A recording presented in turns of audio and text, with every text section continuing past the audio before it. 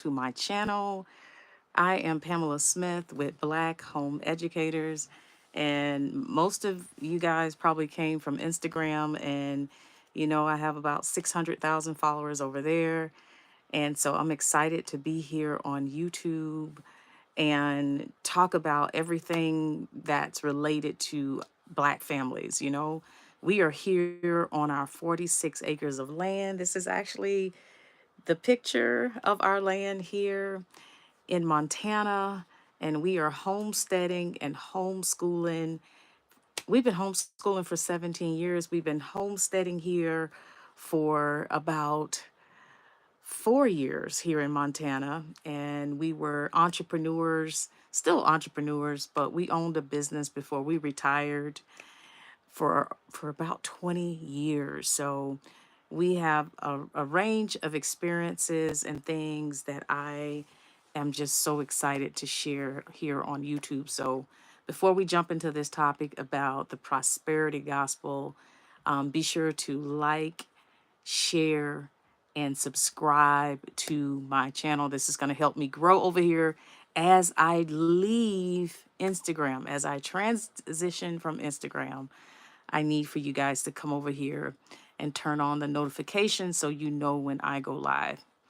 So I want to talk about this hot topic tonight.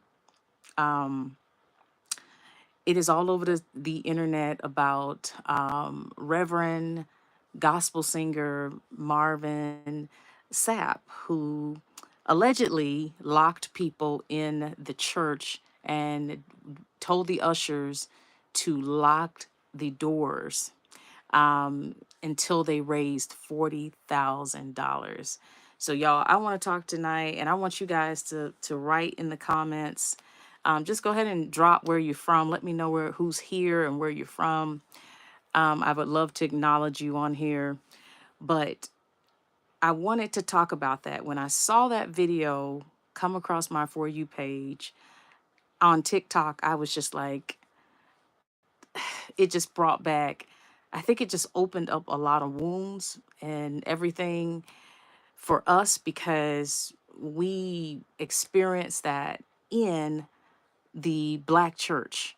Wyoming. Oh, hello from Wyoming. Oh man, you're a neighbor here. We experienced that for the years that we were a part of the Black church, and it wasn't just the Black church, y'all. Let me just put that out right away. Although I talk about the Black church, it's because my community is mainly focused on building up the Black community. But this stuff stems from what we know to be the higher ups. Arizona's in the house. All right, all right. Which is, we know a lot of these preachers who are at the top: Kenneth Copeland, we got Jesse Duplantis, a lot of the other churches, like our church that we were in South Florida, came up under the Kenneth Copeland. So it is not just the Black church. A lot of times the Black church is kind of mimicking this mega church thing and how we raise money and how we get money.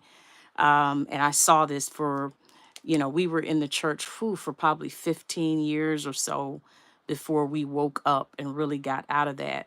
So the big topic is Marvin Sapp telling people on camera, telling the ushers to bar the doors, that nobody was going anywhere until they needed to raise $40,000.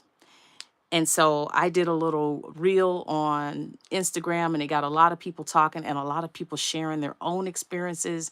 And so I wanted to talk about how, and what I believe to be a danger, the prosperity gospel as a danger to the Black community. Number one, and I got my little notes that I've been writing today: financial exploitation.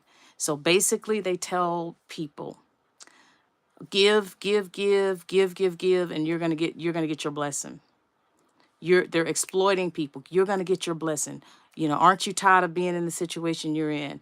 You need to give. They act as if God is a genie in the bottle. That if you give a certain amount of money, if you rub the bottle a certain way, and in this sense, if you're giving the right amount of money, we even know Paula White is saying this. Paula White has come under fire this week. She's been telling people to give $1,000. She's asking people for $1,000 in return of them getting a blessing. I also recently saw a clip by Jesse Duplantis, who stated that the reason Christ has not returned is because people are not giving correctly. These were his words. Jesse Duplantis, the man who has bragged about his chandelier in one of his homes costing more than other people's houses. The man who bragged about the watch that he saw, I think he saw an NBA player with a watch. And he said he had to have one, so he went and got it. The man who brags about his jet fuel. I have seen Jesse Duplantis stand in our black church, our black pastor, former pastor, invited him to come in when he was out of town instead of using the sons and daughters in the church to bring a word. They bring in the men who can raise an offering, and the Most High is revealing them. They are now being exposed. They're being exposed. And so when Jesse Duplantis stood in our church, he bragged about how much his jet fuel cost. And he said, I'm not even, when he got ready to do the offering, he said, I'm not even going to charge y'all for the jet fuel. Financial exploitation. That's what that is. They're exploiting the people. And our people, when you look at the wealth gap, for every dollar a white household has, a black household only has 25 cents. Who suffers the most from this exploitation? The black community. The next thing I wanted to talk about, the second danger, tell the truth and shame the devil. All right, now we gonna have some church on here tonight, y'all. We gonna have some church. I only got a small amount of people, but that's okay. I'm gonna still speak it like I got 1,000 people on this call, because I really feel in my spirit that God wanted me to come on and share this. And I know I'm gonna get some stones thrown at me, but it needs to be said.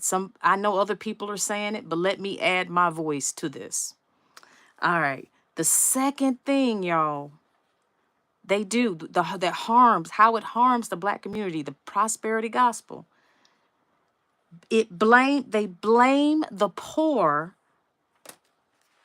It's blaming the poor. Basically, they're blaming folks who who are who are suffering financially.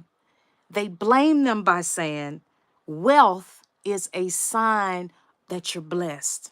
That's what the prosperity gospel does. So it blames the poor for their condition by saying, yeah, look at me. I'm so good with God. I got 2 Rolls Royce sitting out there. What you got? So what does that do? So basically, it makes the congregation believe that the man or woman of God who's prospering off of their tithes and offerings, or the success of the platform that they've built, because a lot of them will claim, oh, I don't even take a salary from the church. I'm making money off my books. Yeah, but you got there because of the people. You got there because of the people who built that, who without those people you wouldn't have, nobody would know you. You wouldn't be able to write a book. And so basically they blame the poor for their condition, saying you don't have enough faith. You don't have the favor of God, right? And what does that do? It ignores systemic racism. This is the harm that's done. They ignore systemic racism and historic oppression by talking about that all the time. You got to give. You got to give. You got to give. And people start feeling like I don't have enough faith. right? It also ignores financial trauma. Nikki says it ignores financial trauma and also creates financial. Absolutely. It absolutely does. And this is what I wanted to come on here tonight, y'all, just to get us to talking more about this. A lot of you all are already woke to this, but perhaps talking about it, you can go share it with family and friends you know that are caught up in these cults, because that's what it is, y'all. It is a cult. And these people go out and they think they're super spiritual, or they try to be super spiritual, and then they start judging other people, right? Then they're not walking in love towards other people, right? And so that's what this is. They blame the poor for their condition, instead of acknowledging systemic racism, which has caused our people. Redlining. Redlining. We still, do you know, as of 2023, there were banks that were caught redlining. 2023, Ameribank out of Florida was caught redlining. A really big bank in Los Angeles got caught redlining. Navy Federal Credit Union was caught redlining in 2023 and was made to pay back, to pay, like they would have to give so many millions of dollars to put in some type of training or something, or try to make good on what they did wrong. But what is redlining? Redlining is when banks refuse to give loans to black and brown folks, underprivileged people, which are, black and brown people. So you could actually go and find the news article on Navy Federal, and how they looked at several people that got turned down. These were veterans who had the credit score, who had a low debt to income ratio. So there was no reason, they had the income, there was no reason for them to be turned down, but they were turned down. So we have banks still redlining, y'all. These stories I know came out in 2023. I was posting about them a lot in 2023 about the banks that got caught doing that, and the banks down in Florida who were not giving bank loans to black families and Latino families. So instead of the church addressing those issues, they're exploiting the people and blaming the poor for their condition by saying you don't have enough faith. You need more faith. That's the problem. All right. Number 3, this is the other way that the prosperity gospel harms the black community. It distracts us from social justice. Instead of addressing social justice issues, it focuses on personal wealth instead of collective wealth. So everything is about me, me, me, me.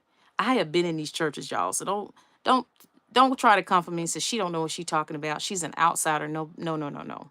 I have been in these churches. I have I have seen this. I have heard this with my own ears. Pastors brag about what they have and how they got this, and oh, and I went and brought this car, and oh, and I got this car. I've been invited to the pool parties at these mansions that these pastors, and if you got invited there, you had to know somebody, right? Or and what got us there was that we were big tithers.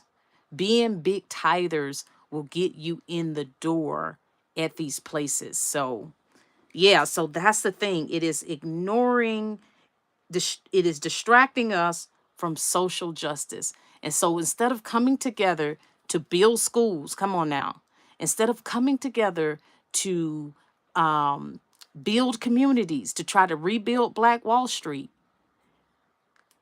they're in the church talking about this, that. Oh, we need to get a big building. Oh, we're going to build a multi-million-dollar building over here. We're going to build a building to house more, so we can take in more members over here so they don't have to do 3 services. Pastor don't want to do 3 services. you know, instead of thinking about social justice issues, thinking about, okay, how do we come together and form a basis so that we have political power, right?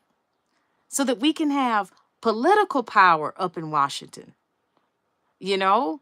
Where's the conversations about that, you know? And I've been in these places. That stuff is totally not talked about. And the people are still sitting in the pews suffering, suffering. I've seen it where the pastors have collected big offerings and single moms. My husband and I would be paying electric bills for single moms in the church. We were members just like they were members because the church wouldn't give them any money to pay their electric bill. We were coming out of our pocket. I never forget. We stopped going to our main church, and we had moved further north. We had moved to West Palm from Fort Lauderdale. And we came back to visit our church in Fort Lauderdale, and they were singing the same old songs. I tell you, the atmosphere, it was the same old. And after the service, one of the choir members was talking to me, and she started telling me about she was struggling with her rent and something else she needed to pay. And I just wrote her a check on the spot, and she just fell out in the middle of the foyer crying to God, and everybody was looking like, what just happened? You know? And I was like, she's been in this church how many years? And they could not help her financially. She's been a faithful choir member, and yet she's struggling. Why is she still struggling to pay rent? You know why? Because they're not addressing the real root of things. They're not teaching people. Facts, everything you say is Raul. Thank you. Someone else says some members give the pastor lavish gifts. Yes, yes, yes. And so they're not teaching people how to get out of debt, how to build wealth, how to invest, right? They're talking so much about money, money. And, they'll give that scripture, oh, money is the root to all kinds of evil. But they're not actually teaching people all of the things that actually, all of those things are in the Bible. Investing, all of those things are in there. So once Truly Blessed said the church is supposed to be a storehouse, and it's not. I have heard they look to see how much tithe you pay. Yes, some places they want to make sure that you are tithing. Yeah. And so, y'all, I have said this, I have been saying this now for probably decades. The church should be teaching our people how to start businesses. There ought to be workshops on all of that stuff. There ought to be workshops, y'all. So we see it's a distraction from social justice. So we should be using the church to focus on social justice issues, to arm us up so that we can be we have a political base, From Tennessee. Hello, Tennessee. Someone from Tennessee on here. Great. We need that, y'all. We have no political power or voice. And our people in the church stay right here on that bottom of that pyramid. If you guys remember in sociology class, the Maslow hierarchy of needs, if you've never heard of that, go research Maslow's hierarchy of needs. It talks about if people don't have their basic needs met, food, water, shelter, if they don't have the basic needs at that pyramid met, they're not worrying about political things. They're not concerned. That's why a lot of people from my hometown have never voted. I got people in my family. My mother has never voted. My mother is 80s. Is she in her 80s yet? No, my mom's in her 70s. Mom's in her late 70s. Has never voted. Has never voted. Coming out of the South, in the South, there's other history behind that as well, with how the Klan kind of discouraged our grandparents, depending on how old you are, our grandparents and great grandparents from voting. We know about the Ocoee massacre down in the Central Florida area. If you never heard about Ocoee massacre, It was the worst day in U.S. political history. Look up the Ocoee massacre, what they did to black landowners who tried to get people to go vote. So some of our people have, that has been passed down. Mama didn't vote, grandma didn't vote, mama didn't vote, children didn't vote, all of that stuff. So the church should be this place to empower us to come up in these areas. The fourth thing that I want to say about this, why I believe the church hinders the Ocoee massacre. I think Ocoee is Ocoee, Ocoee. I'll have to look that up. Somebody spell it and put it in the comment section for me. The Ocoee massacre in Central Florida. It was the worst day, or just type in the worst day in U.S. political history, Central Florida. It'll come up. And I'm going to start doing videos about history. I'll start teaching a lot of this history on YouTube. I'm happy I got me a little following on YouTube now, and I'm going to start getting on here and teaching the history that my family and I have studied and we love. I think we're just like a family of just history lovers. I've been thinking about going back to school and getting a history degree because I love it so much. The fourth thing that I believe the prosperity gospel, what it does to harm the black community, it encourages debt and financial irresponsibility. It encourages debt and financial irresponsibility. People are so desperate for a blessing that they'll go into debt. People will take money from their electric bill money and give it to the pastor because pastor said they were going to be blessed. Or because of what we saw in that video with Marvin Sapp. He told them they need to give $20. And he told the people up there on the stage that they should at least be given $100. Like, you don't know them people pocket. You don't know what type of mortgage those people got. You should have a channel for kids. Oh, that's a good idea. Like, I love to go through my children books and talk about that. But that's the thing, y'all. You don't know what people got. You don't know if they're putting kids through college. You don't know what they got. Just because he said they were ministers, they were supposed to give more money. Lots of what I think is spiritual abuse. Spiritual abuse. Someone got it. Ocoee massacre in Florida. Thank you for writing that down for me. So people will go into debt. They will neglect paying their bills, y'all, in hopes of a financial breakthrough. So that was number 4, y'all. It encourages debt and financial irresponsibility. And the fifth thing I wanted to say, y'all, and this was the final thing I wanted to say about this. It exploiting hope and faith. The church, y'all, it exploits their hope and faith. Black folks have always been so filled with faith. I always tell people this, like, people ask me about Montana, like, do you go to church in Montana? I'm like, no. What can these people teach me about God? If anything, if they want to know about God, they need to go sit, and I say this all the time on my lives on Instagram. If they want to know about God, they need to go sit at the feet of an elderly Black person in the USA. Because for a lot of us, like my mom and dad, who I grew up with, struggled financially. God was all we had. God wasn't no pastor. We didn't even go to church growing up. I started going to church once I went to college. But my mom and dad, my mama knew how to call on God.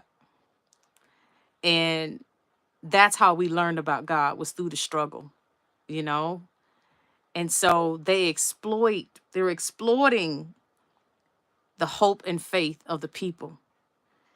Y'all, historically, the church was a place. It was a place and a platform for abolitionists. If you study the Black church history, that was a place where people like orators, like Frederick Douglass. That was a place where people like Dr. King could organize a bus boycott. How else did they almost shut the city down with the bus boycotts? Not only was the city hurting because they wasn't getting the money from our people riding the buses, guess who else was hurting? All of the businesses in the towns, all of the white business owners, because we were not able to get downtown to patronize their stores. We were not shopping in their stores. They were losing money. That was organized through the church. The church was the main hub, y'all. Even before Malcolm X was assassinated, he was starting to go into the black churches. You know, the black church has always been a center for community empowerment and activism.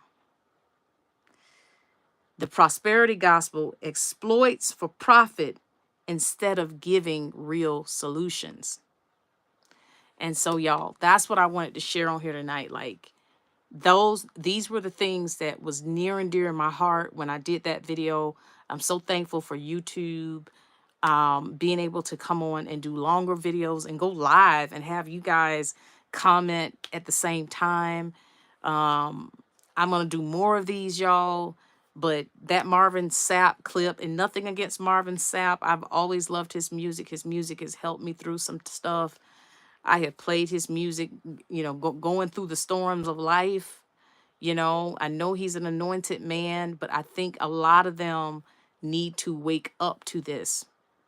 They really need to wake up to what they're doing, what they're copying and mimicking, and the lifestyle that they're in this church thing that's now a business. And they have strayed away from truth, and they've strayed away from the real meaning behind a church. First of all, we are the church. Individual people are the church. You don't have to be in a building to be a light. Each and every one of you out there are light. All of us are light. All of us are vessels for God. All of us have God within us.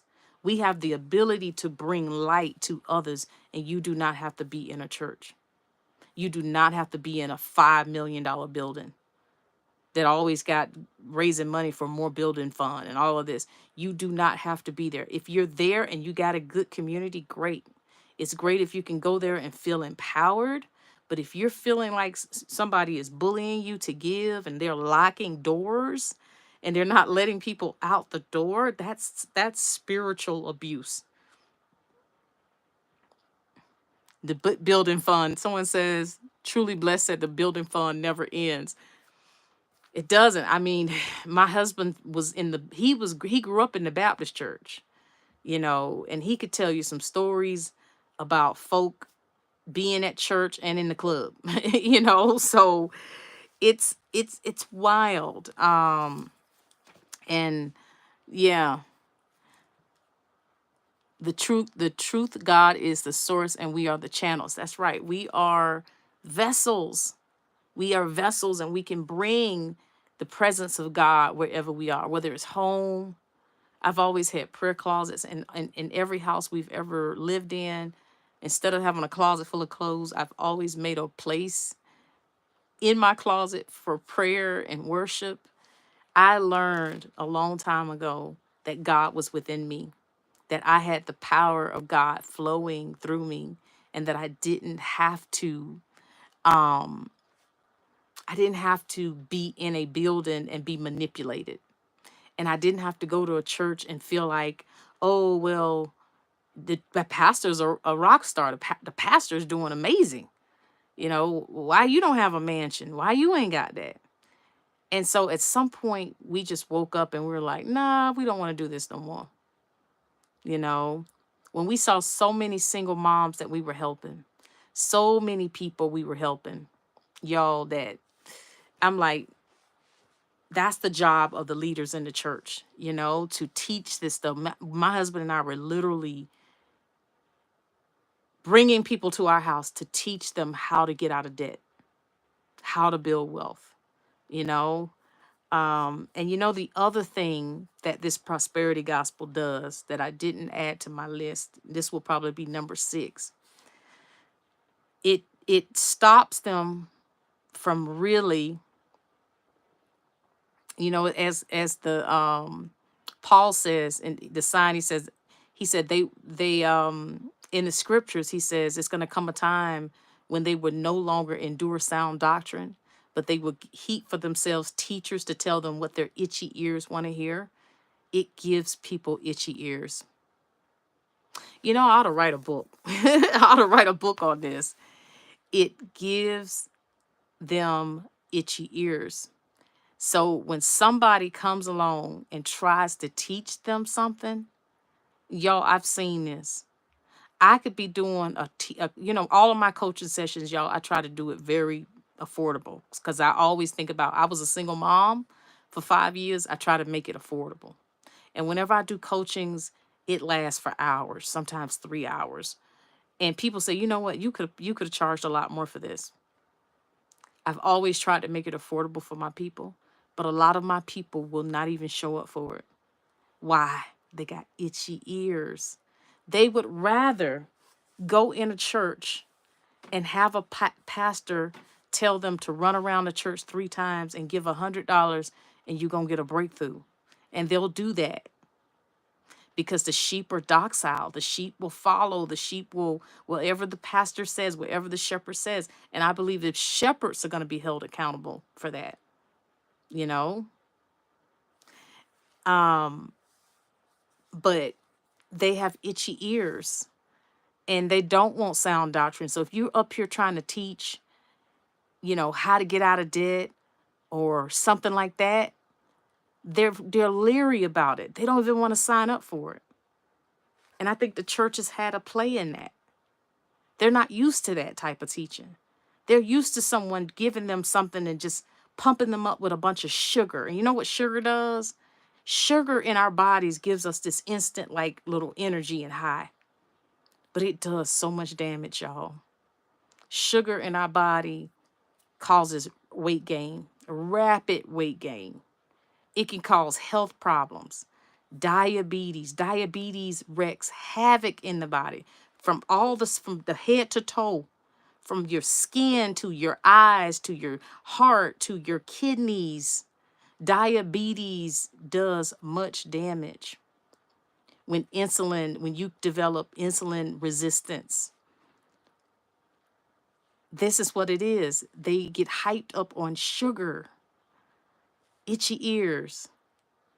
And so they get that instant dopamine hit. And it's like, oh, wow, yeah, the pastor's right. I'm going to be rich one day. But there is no solution.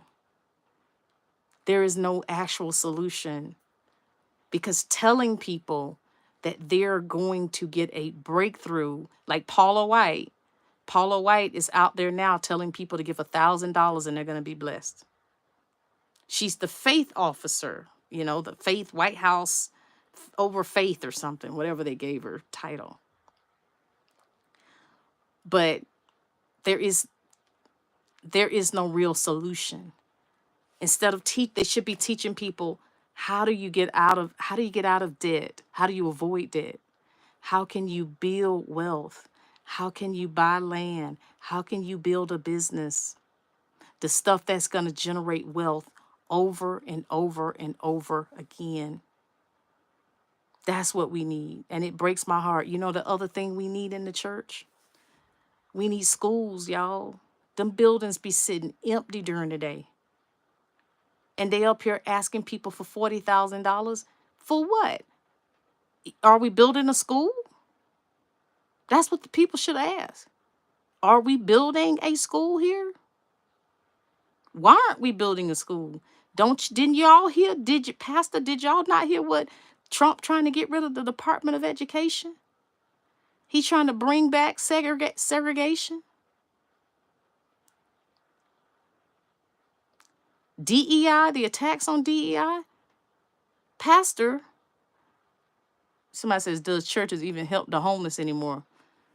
I don't even know. I hadn't been in a church in so long. We got out of that stuff. Too much drama. We saw too much. We saw a pastor who had this guy who used to like hold his briefcase and stuff. Well, I don't know what you call that guy that hangs out with the pastor.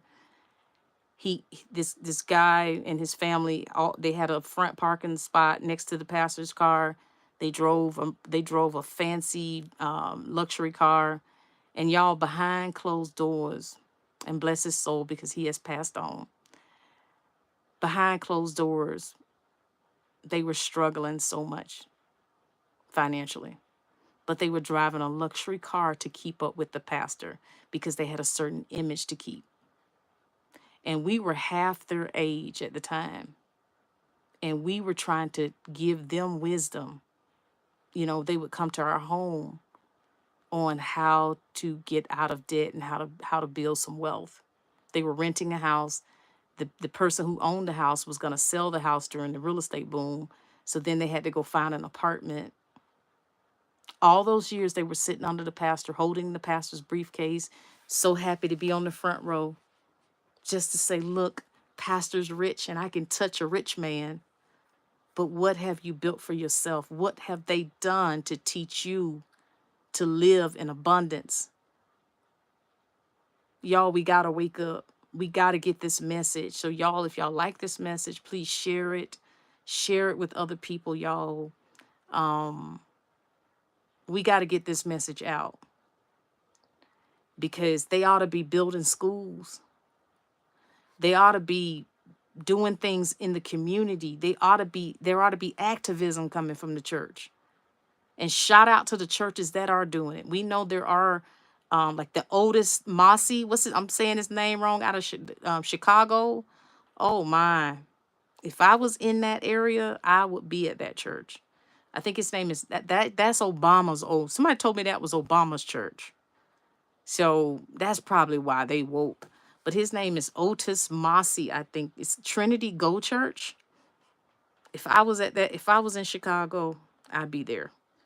He is really empowering those people. Like he is giving them real solutions and talking about the issues that are happening. The church should be talking about all of this, you know? So, yeah, absolutely, y'all. Those churches should be used to empower just as it was for our ancestors. Just how the abolitionists were able to get their message across, like Josiah Henson. Josiah Henson is the person, people don't even know that Harriet Beecher Stowe's book, Uncle Tom's Cabin. She wrote that story. She was inspired by Josiah Henson, who people call Uncle Tom. Josiah Henson was an honorable man, and I would encourage y'all to read the story. This guy named Jared is his name, but the book is called The Road to Dawn. I could not put that book down when I started reading it. It tells about Josiah Henson's life, and he was a preacher. But faith has always been a part of our people, and it's being exploited today through the prosperity gospel. And I would have never thought that I would be where I am today on a live talking to y'all about this, because I used to be in those churches, sitting in the pews, believing that as well. So I am thankful to the Most High for waking me up. And it is my duty to sit here and be able to put this content out here to share with you guys the dangers of the prosperity gospel. And if somebody is leading a church and they're seeing this, I encourage you to pray to God and ask God to help you restructure your whole ministry, your whole thing of how you've been doing things, to start empowering our people. I'll say to you, if you are a minister or a preacher of a church, you are very blessed to be in that position. That is awesome that you have so many people sitting under you who trust you, who believe in what you're saying, who believe the God within you. And so I would encourage you to do right. to help our people and future generations by first you getting the knowledge, you gaining this knowledge. Because as my husband and I used to get invited into churches, and we would go into churches and teach the congregation about how to get out of debt, how to build wealth. And I would teach them about how to start businesses when we lived in Florida. We found out when we would go out, when we would hang out with the pastors at dinner afterwards, that a lot of the pastors were in debt. You cannot teach something that you are not knowledgeable of. A lot of the pastors were living very, what is it, high off the hog. There was a pastor and his wife that invited us into their little tiny storefront in a rundown neighborhood. The pastor and his wife, y'all, pulled up in matching BMWs. Matching BMWs. The wife was in so much student loan debt. She kept going back because she was pursuing her doctorate. Hey, that's fine, you know, but two matching BMWs. And so they came to us and told us, hey, we need help. And the first thing that my husband said to them was, you need to get rid of those leased vehicles. Get rid of the leased vehicles. And it was a lot of pride that had to be stripped off of them, but they did it. And we were very proud of them for doing that. We said, you gotta, all that pride, and that's a lot of that. Like right now, there's a trend on TikTok where folks are, I don't know where these young folks are getting these stacks of money from, but they're all like spreading money out everywhere, big stacks of money. And someone did a video and said, I don't know where y'all getting this money from, but your background doesn't match the money. Meaning, I'm looking at y'all's houses in the back. And that's the thing. I've seen videos, people are pulling up to mobile homes in, very, very, very expensive cars. And most likely pulling up into a rented mobile home park, because those folks who own those mobile home parks make a lot of money. And you're pulling up in a very, very expensive car to a rented mobile home. And if you want a nice car, there's nothing wrong with that. But what does your future look like? What type of retirement savings do you have? You know, do you have a plan for your kids to go to college? Are your kids, can you save up enough so that your kids don't come out of college in debt? That's what my husband and I did, because when we got out of college, we were in a lot of debt. So our goal was to make sure our kids came out of college without debt. Someone said, teach Pam. Thank you, Princess Porter. I appreciate the love. Our daughter graduated over a year ago from college. She graduated with zero debt. She's 23. She's going on 24. She's 23. Yep, she just turned 23. She has zero debt. Got a new apartment, all furniture, Facebook Marketplace, used. We're not getting a furniture bill. Save your money up. When she got her first job, what did her daddy tell her? Open up that 401k. Was she bumping heads with him? Oh yeah. Well, I just want to live, I just got out of college and I want to go do this. He said, yeah, but you need to get a 401k. And your older self, he said, your older self will thank you. When you get older, you'll be glad that you got a 401k when you were in your 20s, that you started investing in your 20s, that you started saving money. And that's what we got to do. As I just said about the pastors, y'all, they got to get the knowledge to teach their congregation. We as parents got to get the knowledge so we can teach our kids. And that's what Reggie and I did. We started reading books. That's why we got out of that church stuff.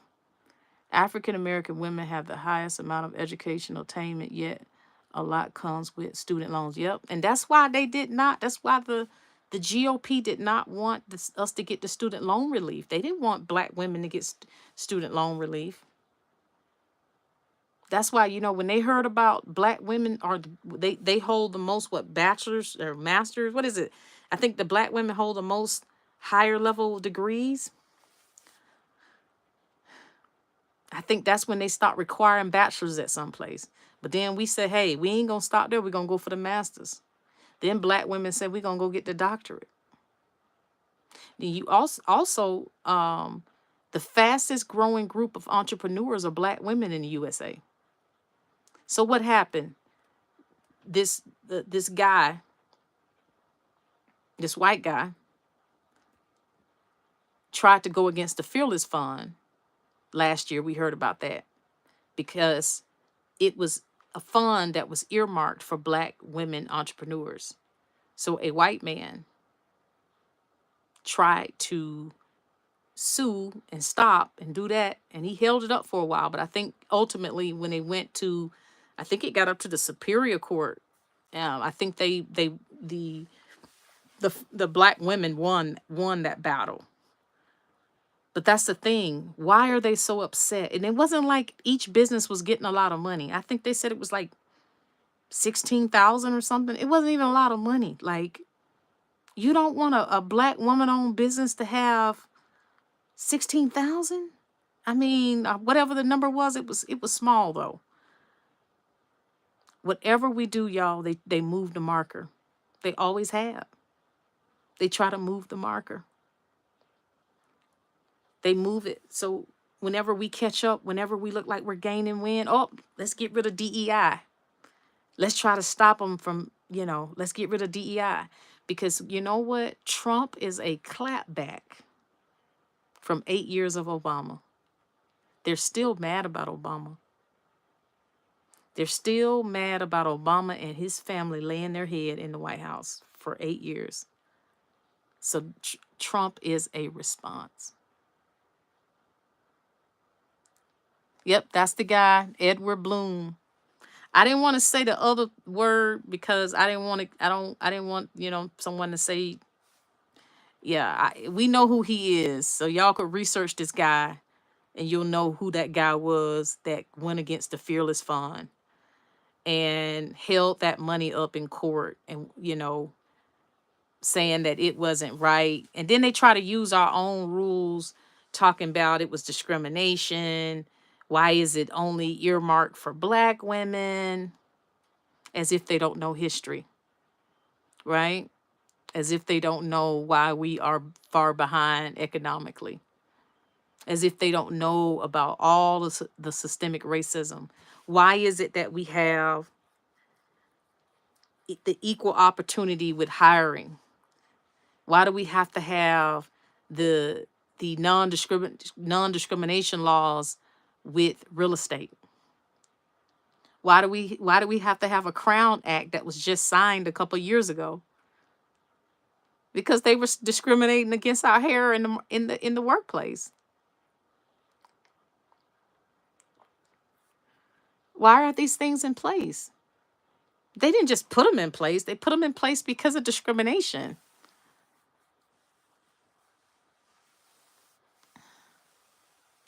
That's what's going on.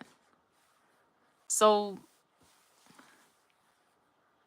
but if they ignore history, then it gives them a way forward. But only if they play down. Yep, and that's why they're trying to also get rid of the Department of Education. Because a nation that's not reading, a nation that's not educated will operate in ignorance. And that's all we're seeing. And then you see a rise in racism, because when you're not reading and you're not studying, shout out to the companies like Delta, Costco, who said, look, we gonna keep our DEI. We gonna keep our DEI in place. And with that said, y'all, I want to share with y'all, we got a big event happening on Monday with our family. And you guys are going to be so blessed by it. I'm going to go live on YouTube Monday, y'all. Monday, Monday, Monday, Monday. I can't tell y'all too much because I want it to be a surprise, but it is some Black history news. And I think you guys are going to really, really like it. So something's happening with our family. next week. Lord willing, keep us in prayer. Keep us in prayer. But I'm going to share that with y'all on Monday here. So join me on Monday here live. But yeah, y'all, I wanted to come on and talk about how the prosperity gospel harms the Black community, because I don't hear people talk about it enough. And so I want to put my little 2 cents out there to say, to tell the people, if you're in a church like that, you need to come out of that. You can pray at home. You can pray at home. I promise you, God ain't going to be mad at you. I promise you, you're going to have a closer relationship with God. You got to get along with God. You can't have everybody voice in your ear all the time. When are you going to learn how to just hear God for yourself? You got to go there to hear somebody get you hyped up in your emotions. When are you going to learn how to hear the voice of God for yourself? And as far as giving, you can give anywhere. My husband and I have been giving for over 10, probably 15 years, 15 or more years to kids in Ghana. We have 2 kids that we financially supported and 2 kids in the USA. Down in Mississippi area, we supported 2 kids in the US and 2 kids in Ghana for over 15 years, over that span. And we're still supporting the ones in Ghana. They grown now. Them kids are grown, so we got to really look at that, because I'm like, I don't even know, they probably, I don't know, they in college or something, or yeah, they ought to be in college now, or I don't know. But yeah, so this has been great. Oh, I got 30 people, y'all. I got 30 people on here. That's so awesome. I'm definitely growing on my channel. This is my new home. This is where I'm getting comfortable. I learned how to do something new tonight, and I got excited. I was like, oh my God, I'm excited. So yeah, Instagram shadow banned me so bad. I got 600,000 followers over there. They ain't showing my stuff, y'all. I'm getting 800 likes. I'm like, I ain't had 800 likes in years. Like 800 likes on a post. I'm like, yeah, they shadow ban. They're shadow ban. Meta's doing some really nasty stuff, y'all. I just gotta leave Meta. God was like, you gotta leave Meta. Let the Most High deal with Meta. I'm not even gonna use my energy and be upset, because nothing they can do, y'all. They've been throwing dirt on us for how long? They've been throwing dirt on us ever since they came over to the motherland and took us from our roots.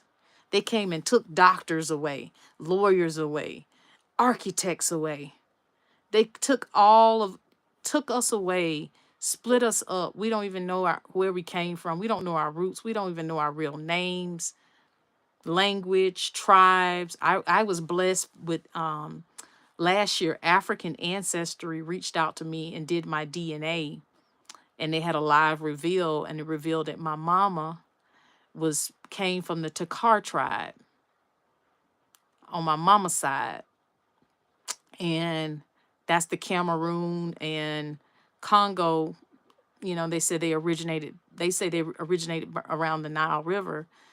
And I cried, and they kept saying, why are you crying? I'm like, you just don't know. Like, I've been wanting to know who I am, where I came from. I cried so much on there, y'all. Oh my God. If you want to go see the African Ancestry, I'm sure they got it somewhere, but they did my DNA reveal last year, y'all. I was just like, and now, I just want to know more. I wish I knew more. These people have done so much to us, y'all.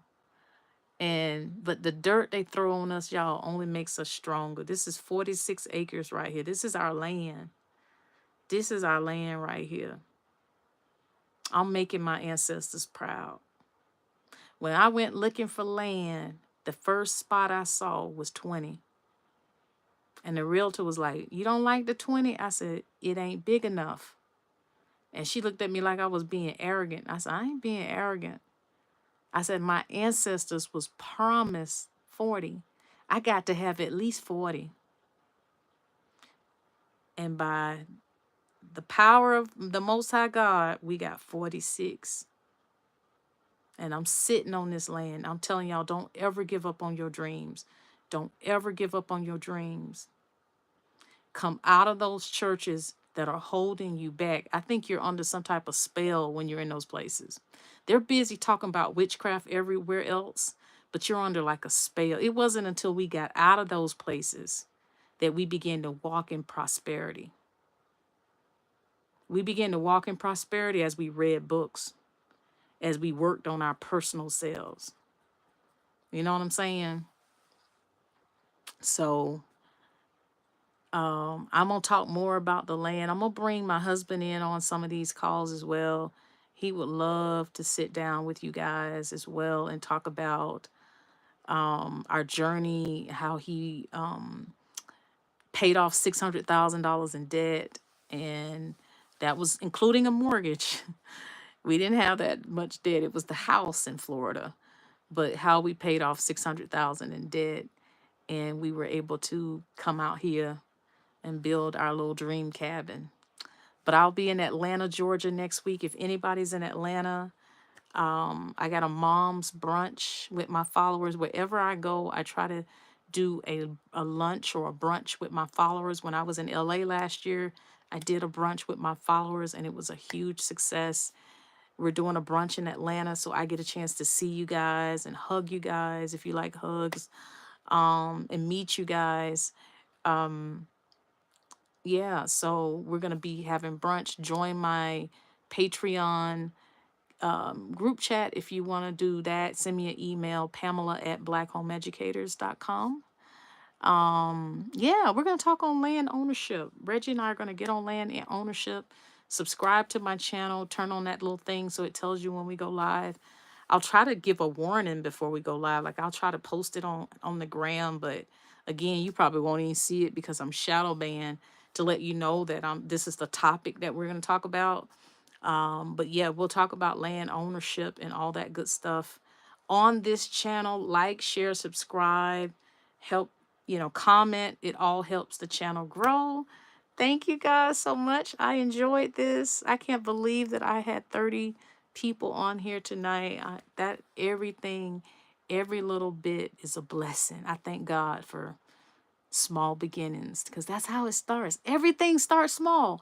That's why you got to go out and go start your business, go start your thing. Everything starts as a seed. Everything is a seed. And I love you guys so much. I appreciate your love and your support more than you know. And I appreciate your encouragement. And I hope to see y'all Monday for our big family surprise. And it's surrounding Atlanta. I'm going to give you a clue, the surprise that's coming and the company that is doing this for us. You're going to be amazed. I am so happy to share this news with you guys on Monday. See you guys Monday. Talk to you again real soon. So glad I caught you. You were a blessing. Oh, I am going to post more on here. I promise, Lord willing, Most High gives me strength. I am going to post more on YouTube. This is going to be my new home. And we're going to put content on here for you guys to share and to learn and to grow. And so we can see your comments and get your feedback. We're going to do more on here. Yes, yes, yes, yes. I can't wait to share with you guys on Monday. I'm going to try to stream it live. You're going to be in my home on Monday. I'm going to set it up in my living room and you get to see it with us. How about that? You guys will get to see it along with us. So awesome. Talk to you guys on Monday.